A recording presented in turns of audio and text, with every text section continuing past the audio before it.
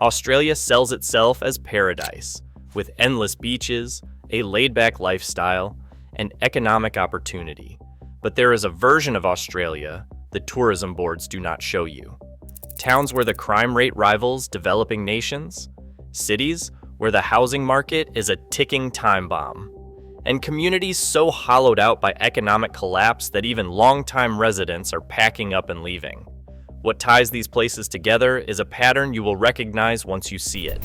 Job losses lead to population decline, which crushes housing demand, which drives away investment, which accelerates the collapse. It is a death spiral. Once it starts, it almost never reverses. Today we are counting down 15 places in Australia where moving in 2026 could be one of the worst financial decisions you ever make. And fair warning, some of these might surprise you. If you find this useful, consider subscribing so you do not miss our deep dives into real estate markets and economic trends around the world. Rockhampton is Australia's unlikely crime capital. When you think of dangerous cities, Queensland's cattle country probably does not come to mind. But Rockhampton now holds Australia's #1 crime ranking, with 132 offenses per 1,000 residents. That is one crime for roughly every 8 people living there. Violent assaults, theft, and burglaries dominate the statistics. The city is not dangerous because of a sudden crime wave. It is dangerous because the economic base has been quietly collapsing for years.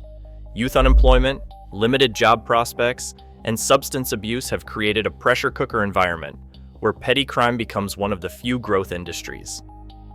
Number 2, Alice Springs, a town under emergency protocols.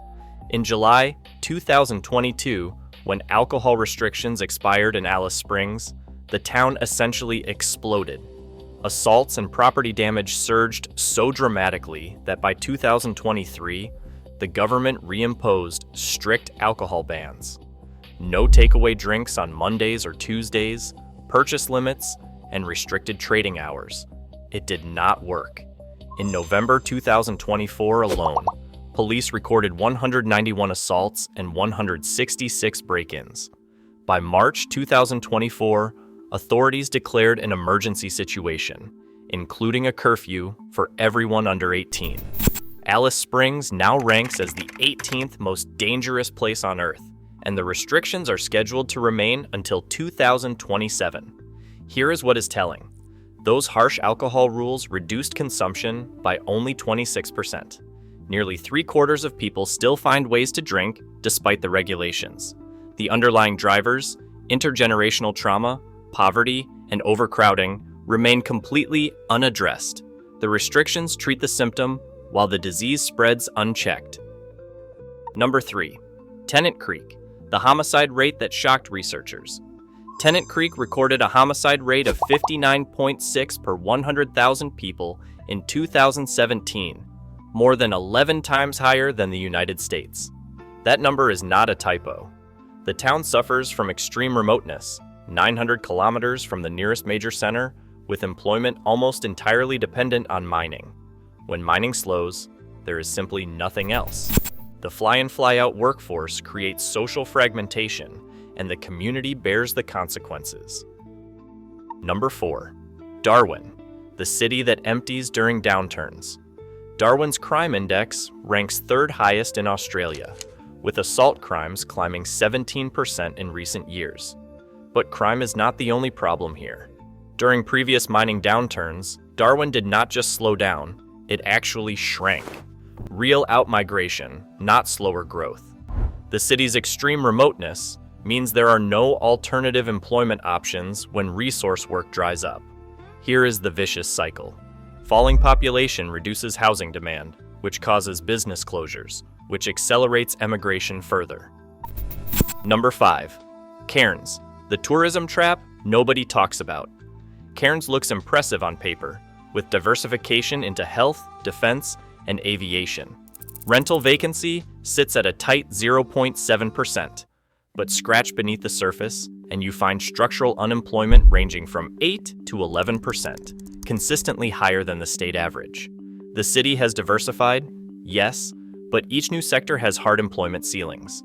If tourism, aviation, and defense all contract during a recession, as they historically do, Cairns has no cushion. One analyst put it bluntly, if you bought there 3 years ago, you made money, but there is a strong chance of a correction coming. 6. Townsville, when infrastructure can't keep up. The Yabulu nickel refinery closure in 2016 showed exactly what happens when mining abandons a Queensland city, population outflow, falling house prices, and years of recovery. Now, history threatens to repeat. BHP recently suspended nickel operations affecting 3,000 workers, Ford cut 700 jobs, and Alcoa's refinery closure will eliminate 800 more by 2026. But here's the infrastructure bottleneck nobody discusses. Townsville needs 5,600 new homes within 5 years, but lacks the trunk infrastructure, roads, sewer, and water systems to support development.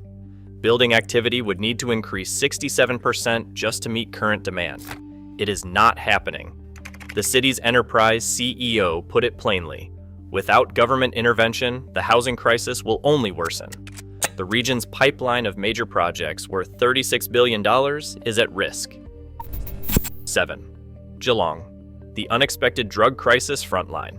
Just an hour from Melbourne, Geelong has become Australia's GHB capital. The city now accounts for 1/3 of all liquid ecstasy ambulance calls outside metropolitan Melbourne, surpassing inner-city areas. Drug manufacturing jumped 93%, trafficking rose 23%, and total criminal incidents climbed 11% in a single year. Why is regional GHB harm worse? Regional communities lack specialized drug treatment services. Ambulance responses become the only help available, and the difference between a GHB high and a fatal overdose is dangerously small. Regional ambulance attendances are 31% more likely to result in severe outcomes. Section 8. Gold Coast, the housing time bomb. The Gold Coast experienced Australia's second steepest housing boom, which means it faces a matching correction risk. Apartment vacancy rates climbed from 1.1% to 2.0%, an 82% increase year over year. That might sound small, but it signals something important. Investors are exiting. When capital growth stops, investors holding multiple properties panic sell. Each sale adds supply to an already weakening market. Meanwhile, median unit prices have actually overtaken Sydney. The Gold Coast is no longer an affordable coastal alternative. Entry prices exceed $1.2 million, and the risk-reward profile has fundamentally shifted. 9. Broken Hill, the city that won't stop shrinking. In 1933, Broken Hill was New South Wales's third largest city, with nearly 27,000 residents. Today, it ranks 128th, with just over 16,000 people, a 14% population loss in 20 years alone. The city is still shrinking at 1.19% annually. Here is the paradox. Despite population collapse, median house prices tripled from $47,000 in 2003 to $185,000 in 2023. That is not opportunity. That is the absence of external investment. Only existing residents hold property as others flee. The infrastructure tells the real story. In October 2024, a single storm knocked down 7 transmission towers and left the entire city without electricity. Broken Hill has never had a permanent water supply meeting the town's needs. This is not resilience, it is fragility, compounded by a shrinking tax base that cannot fund the repairs needed to maintain basic services. Young people leave seeking opportunity on the mainland and simply do not come back. The median age keeps climbing. The municipality has consistently recorded fewer private dwellings each census, a clear signal of residential abandonment. Number 10. Kalgoorlie Boulder, the gold town losing its people. An estimated 3,712 people have left Kalgoorlie Boulder since 2013. In a 12-month period ending June 2024, another 572 residents departed. The exodus shows no signs of stopping. Kalgoorlie is entirely dependent on gold mining. When commodity prices drop or operations consolidate, there are no alternatives. The fly-in, fly-out work pattern means earnings get spent in Perth or overseas.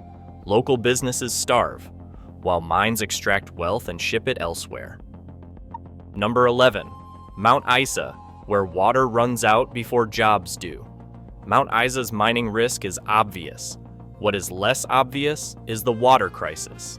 In 2013, the city's main supply, Lake Mundera, reached critically low levels after the driest period since 1967. Climate change is making droughts more frequent, and mining operations are extremely water-intensive.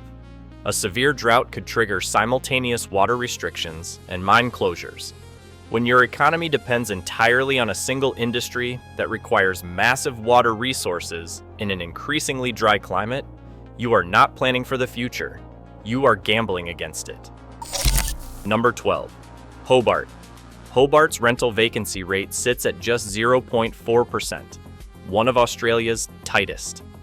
Rental costs have surged 43% in 5 years. The median house price is $735,000, creating impossible affordability for average earners. But affordability is not Hobart's only problem. The city faces sea level rise, intensifying heat waves, drought, flooding, and bushfire risks. These are not theoretical. They are already driving insurance costs higher. At some point, climate risks will trigger insurance crises that force residents to leave. Hobart is caught between an affordability crisis and environmental vulnerability, with limited economic dynamism to offset either pressure. Wollongong, the 840 apartment flood. Wollongong is completing 840 apartments in 2026, with hundreds more in the pipeline. Sounds like progress, except developers have a critical problem. Current apartment prices are too low for new construction to be economically feasible, and this incoming supply will push prices down further. The city's median house price is $1.27 million, but capital growth has historically underperformed larger regional centers. Unemployment increased to 5.9% in 2024 and continues rising. If construction jobs contract, the rental market will deflate rapidly, right as hundreds of new units hit the market. 14. Adelaide. When investor confidence cracks. Adelaide was Australia's hot market 18 months ago. Today, investor confidence is collapsing. When capital growth stops, over-leveraged property holders panic sell, creating supply surges in already weakening markets. The city faces broader mortgage stress trends, with affordability challenges restraining price growth.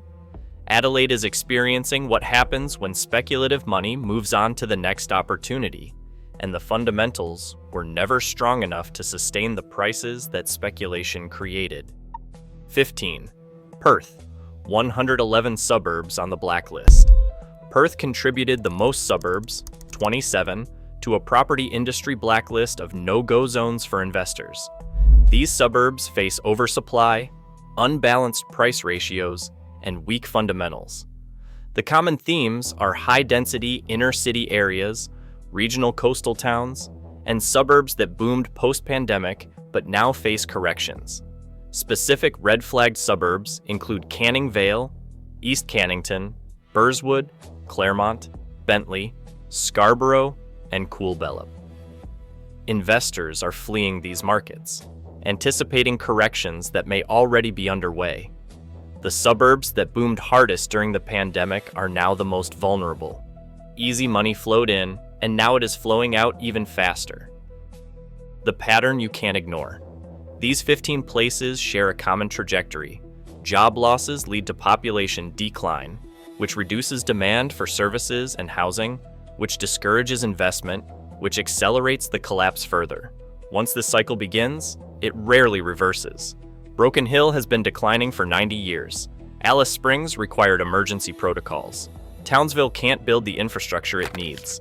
Geelong is watching drug overdoses climb while healthcare resources thin. The Gold Coast is experiencing investor flight in real time.